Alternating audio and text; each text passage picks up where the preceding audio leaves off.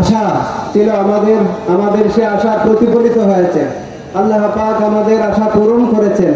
পাঠানমন্ডির জমিনে, যে জমিনে হুজুর কিবলায়ে আলম দাদা হুজুর কিবলা আল্লামা সৈয়দ আহমদ শাহ শিরকুটি রহমতুল্লাহ আলাইহি তশরিফ এনেছিলেন পালকিতে চড়ে, যেই জমিনে হুজুর কিবলায়ে আলম শাহিনশাহ শিরকুট গৌসে জামান আল্লামা হুজুর সৈয়দ মোহাম্মদ তৈয়ব শাহ কিবলা কাবা রহমতুল্লাহ আলাইহি অনেকবার তশরিফ এনেছেন এবং আপন দুই শাহজাদার নামে 1974 সালে এই মাদ্রাসা প্রতিষ্ঠিত করেছেন।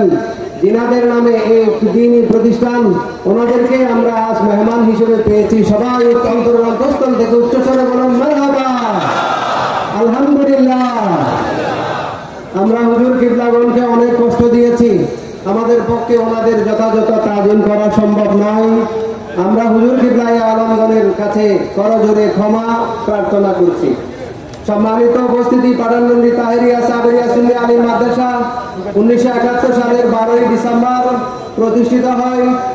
1/1/1978 সালে স্বীকৃতিপ্রাপ্ত হয় এবং দাখিল স্বীকৃতিপ্রাপ্ত হয়। 31/8/2025 সালে আলিম পাঠদানের অনুমতিপ্রাপ্ত হয়। সম্মানিত উপস্থিতি, অত্র মাদ্রাসা আঞ্জুমান পরিচালিত একটি মাদ্রাসা। এলাকার সর্বজন কর্তৃক সহযোগিতা, আঞ্জুমানের স্পষ্ট সরাসরি তত্ত্বাবধান এবং মাদ্রাসা পরিচালনা কমিটি, এতিমখানা পরিচালনা কমিটির শক্ত পরিচালনার মাধ্যমে, আমার সম্মানিত সহকর্মী শিক্ষক মন্ডলীর সহযোগিতার মাধ্যমে, কঠোর পরিশ্রমের মাধ্যমে আমরা বিগত বছরগুলোর চেয়ে এই বছর বিভিন্ন বোর্ড পরীক্ষায় দাখিল এবং আলিম বোর্ড পরীক্ষায় ভালো রেজাল্ট করেছি। সবাই বলে আলহামদুলিল্লাহ। আপনাদের দোয়ায় আমাদের কিছু আপনাদের কাছে আমি, যেহেতু হুজুর কিবলাগণ যেখানে উপস্থিত রয়েছেন সেখানে আমি নাসিস দীর্ঘ বক্তব্য রাখা আমার পক্ষে সম্ভব নয়, বেয়াদবি। আমি তাই আমার বক্তব্য সংক্ষেপ করছি।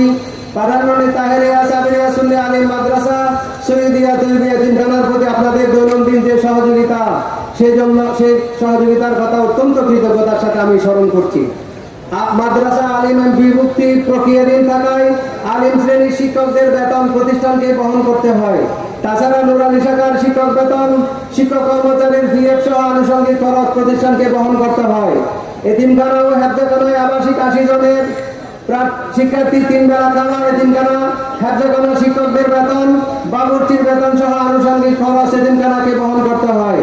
তাছাড়া মাদ্রাসার একাডেমিক ভবনের 4 তলা 7 তলায় এবং এতিমখানার রান্নাঘর ও খাবারঘর জরুরি ভিত্তিতে তৈরি করা প্রয়োজন হলেও অর্থাভাবে তা সম্ভব হচ্ছে না।